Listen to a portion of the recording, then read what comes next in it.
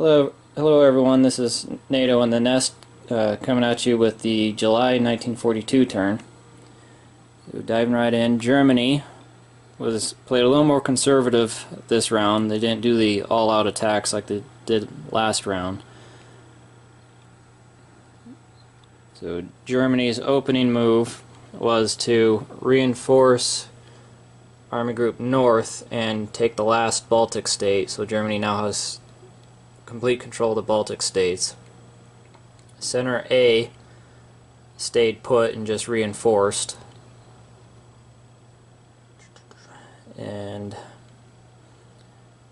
Center B, they moved east and took Kiev, while South moved east as well and took this territory and cut off the Crimea. So most of Germany's offensive action was in the south. In the north, Germany only did limited offensives because the majority of the Russian strength is in the north. They still have that stack right there. And so they're limited in what they could attack without opening up a hole in their lines. The Battle of the Atlantic once again continued to go south for Germany. Both this convoy and this convoy were unsuccessful, and it's even worse for this one because the Germans lost a sub, and not from combat air patrol planes but from a merchant ship, because the British have the advanced submarine warfare that gives the actual convoy slash merchant ships the ability to shoot back.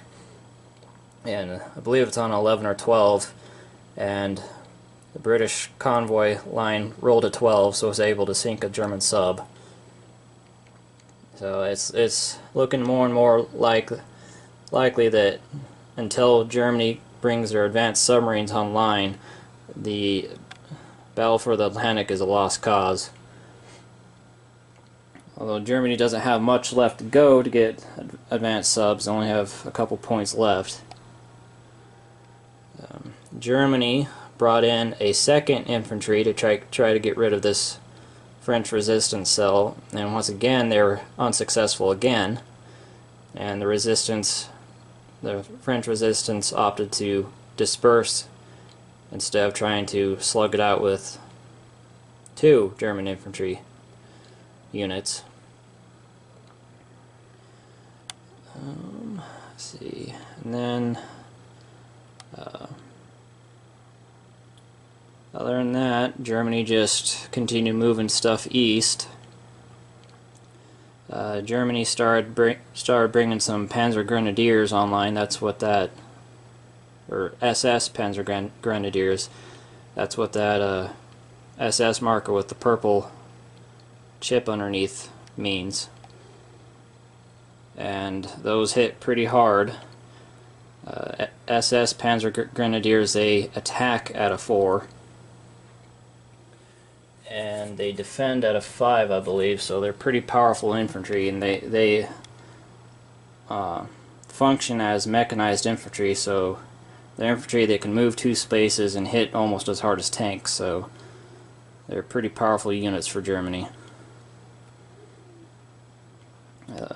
And then pretty soon, see, there's a Tiger tank right there. Pretty soon Germany can start turning those Tiger tanks into SS Tiger tanks, who actually hit and defend at a 9. That's actually more powerful than a battleship, so Germany's on the verge of having some very powerful elite units slash special forces coming on the board. Something that Russia really does not want to deal with, especially not right now where their position is so precarious. That's the last thing Germany or Russia needs to contend with is super German units. And speaking of Russia, Russia opted not to attack any land zones, instead just to reinforce the defensive line and more or less just kind of play defense until the Allies can open up a second front somewhere in Europe. The one thing they did do, however, was Germany has a convoy line right there. Russia took its 2 subs, sent them up north, and went convoy hunting, and they were successful and managed to take all 3 IPPs that convoy line's worth from Germany. So that's not much, but it's the only real place Russia can strike back at the moment.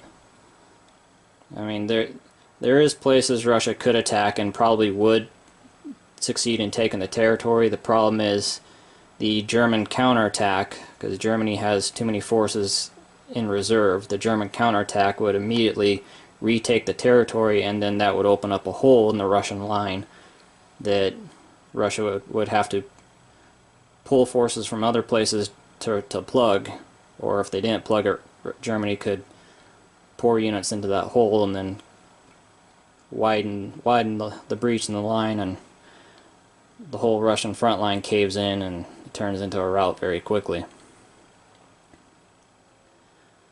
One good news for the Comintern faction, however, is the CCP has taken its first non-original territory.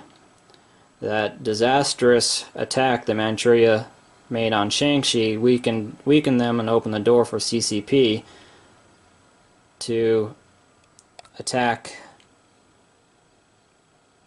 Tuyuan right here and take the territory. So that marks the first time CCP's managed to take a territory other that's not their home territory. Whether they hold it is to be seen. Russia finished advanced artillery, so Russian artillery units turned into advanced artillery, and it also unlocks a Russian unique unit. The nickname for them was Stalin's organs. They're basically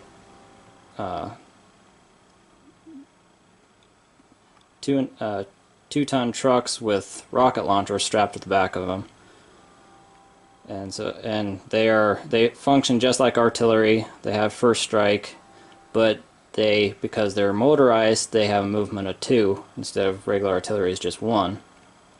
So Russia can start bringing those online next turn. And then Japan, it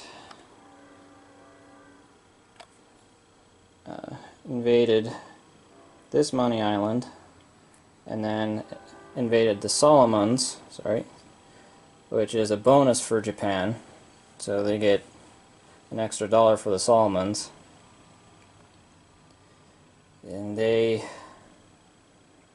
attempted to hunt for some merchant ships in this sea zone, but because the British eliminated the Italian submarine threat in the Mediterranean, the British were able to pull this light carrier and destroyer that was up in the Mediterranean protecting this convoy line, because this convoy line has no threat to it. They're able to pull that down into the Indian Ocean and provide the Pac Brits convoy line some protection, and with that protection on top of the advanced submarine warfare, Japanese submarines weren't able to defeat the British convoy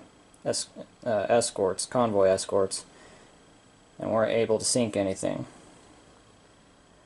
The Japanese also tried to sink the British and Netherlands submarines, but were unsuccessful in that as well.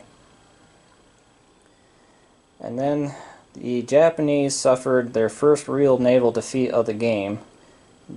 Japan took a fleet that was sitting right here, came down to try to take out this Anzac fleet, and as you can see, there's no Japanese ships in sight, but there's still Anzac ships. So the Anzac fleet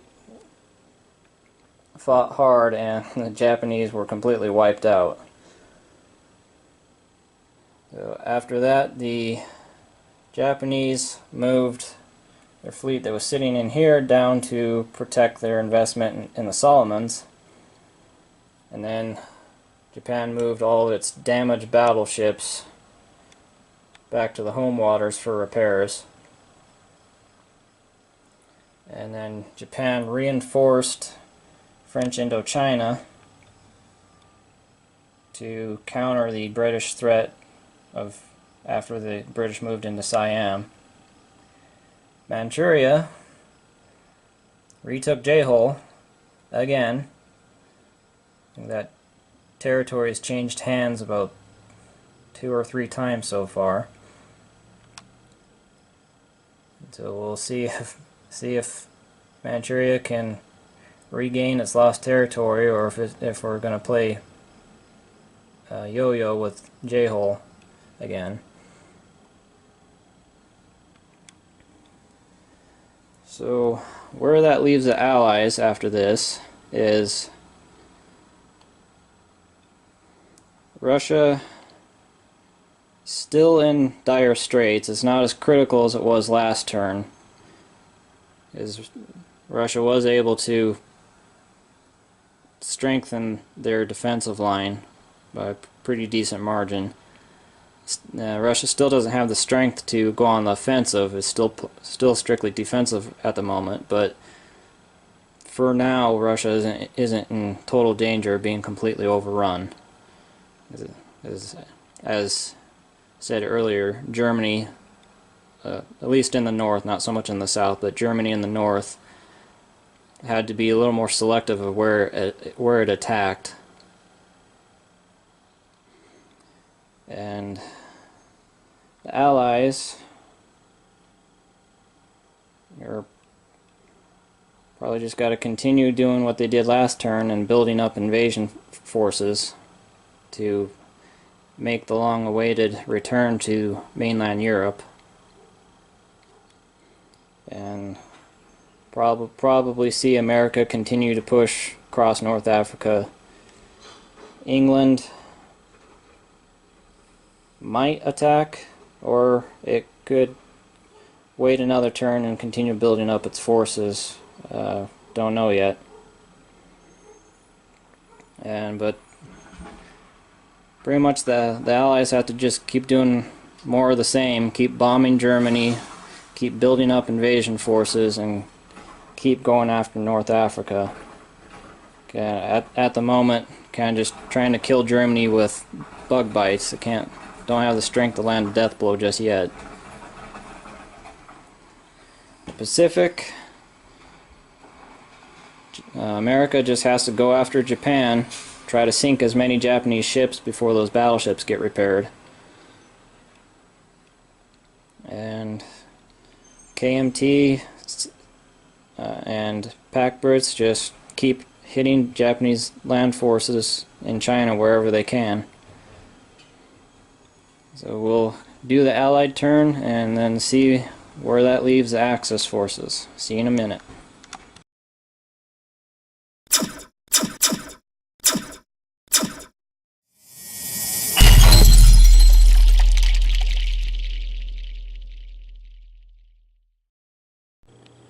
Hello everybody, this is Nato with the second half of the July 42 turn, and starting with England.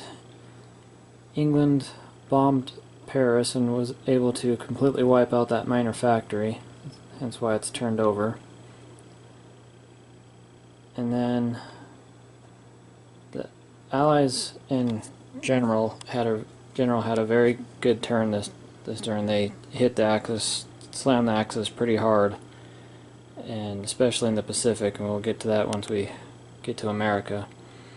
But the big news for England, as you can see, there is no German subs in the Atlantic. The British, along with some American help, have managed to completely clear the Atlantic of all German U-boats. So that's a big win for England specifically, and the Allies as a whole, as that frees up the Allies to move transports and troops with impunity back and forth across the Atlantic. And then not much happened in Africa. England just continued moving stuff to Libya in preparation for pushing out the Axis forces from Africa completely. England moved 3 transports down towards the Mediterranean, so it's obvious that the British and probably America are planning for a major amphibious invasion somewhere in the Mediterranean. The Pac Brits didn't do anything hardly this turn. They just reinforced the Burma front line. They did manage to sink a Japanese sub on that convoy line. These British submarines here were unsuccessful in sinking Japanese ships. And then Anzac didn't do anything. It just moved its transport and its hospital ship back towards Sydney, now that the Japanese naval threat has moved on. And then France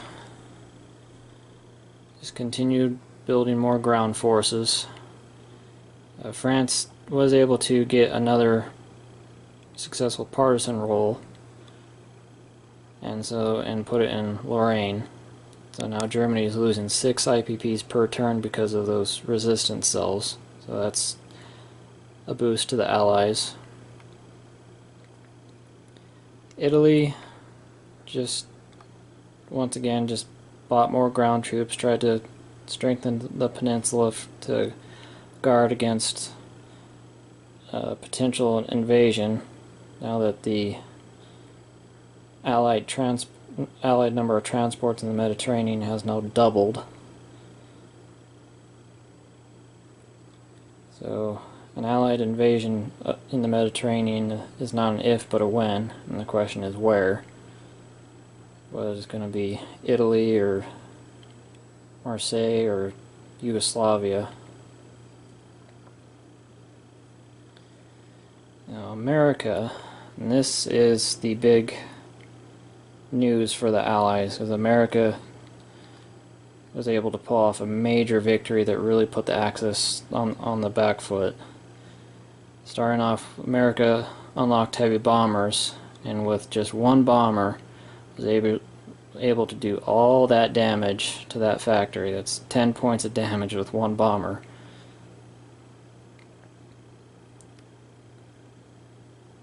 And then America continued across North Africa and took Algiers, for taking that money away from Vichy France, which indirectly hurts Germany, and giving it to the Free French, who will be able to continue building an army for an eventual return to their homeland. And then America was able to sink the last German sub on that convoy line. Now the big victory I was mentioning, you remember at the first half of this video, there used to be a Japanese fleet right there. Now all you see is American ships, because they're all at the bottom of the ocean. And that's everything Japan lost that turn. America has managed to destroy almost half of the entire Japanese Navy, and that's close to 100 IPPs worth of hardware that Japan cannot replace, at least not easily. And as you can also see, that completely opened up the southern perimeter of Japanese territory. There's now nothing between the Allies and the Money Islands. So Japan is going to have to divert ships and spend a lot of money to replace ships and send them south so they won't lose all those gains that they just recently got and fought so hard to get. And then KMT retook Zhejiang again. So between the ship losses and the territorial losses, Japan is kind of on the defensive in the Pacific now, and as well as that American sub was able to do the maximum amount of damage on that convoy line.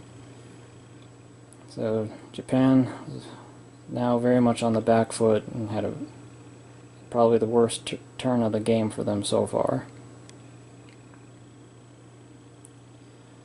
So considerations: Germany,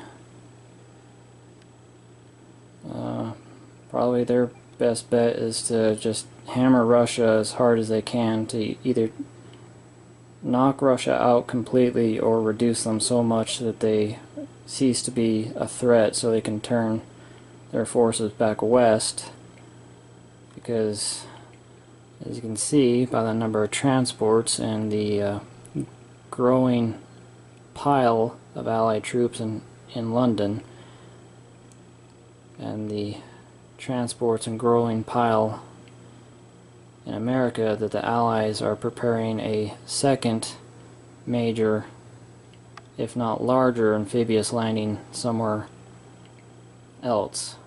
So it looks like the Allies are going for 2 simultaneous major landings somewhere in the Med and then somewhere in the Atlantic probably.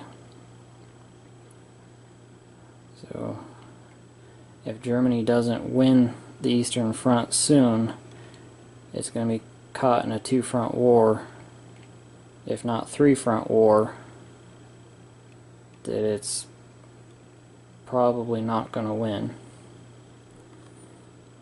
Italy, it's just got to hold on.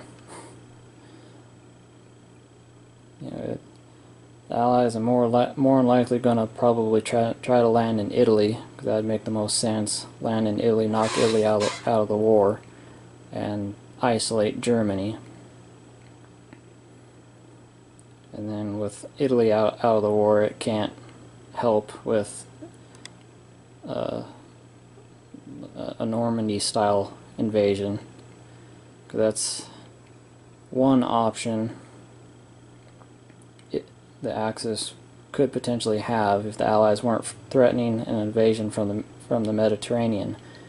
Then the Axis players could have Italy send all of its forces west, and so Germany could handle Russia while Italy guards the coast, the Atlantic coast. But with the Allies threatening an invasion from the Mediterranean, that's forcing Italian forces to stay home.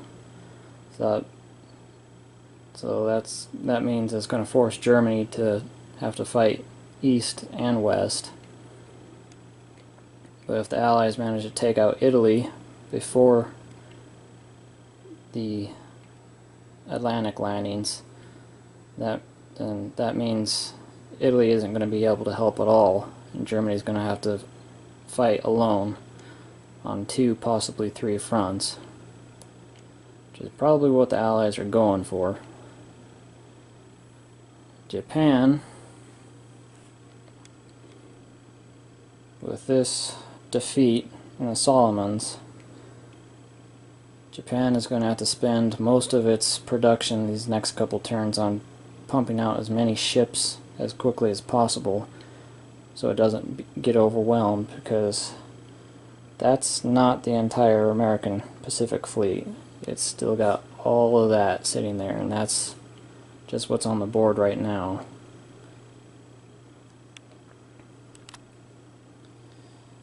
And then Japan needs to hit the Pac Brits as soon as possible as well. If Japan can eliminate that stack right there, that's the vast majority of the Pac Brits ground forces. So if Japan can eliminate that army right there, that'll put Japan and the pact Brits on more or less an equal footing in the Southeast China or Southeast Asia, and put the pact Brits on the defensive for next several 3 or 4 turns while the pact Brits have to rebuild a new army. And then it's got to retake Zhejiang somehow. Not quite sure how they're going to do that yet, because Japan doesn't have the ground forces. If Japan takes that army and attacks, it's going to leave Guangxi wide open. They attack from Henan, it'll leave Henan wide open. So anywhere Japan attacks right now is going to leave another territory open. So Japan is probably going to have to take what it has, land it in Nanking, land it in Nanking, and then just spend a turn or two building up its ground forces before it can realistically hope to take Zhejiang and hold it, and hold all its other territories.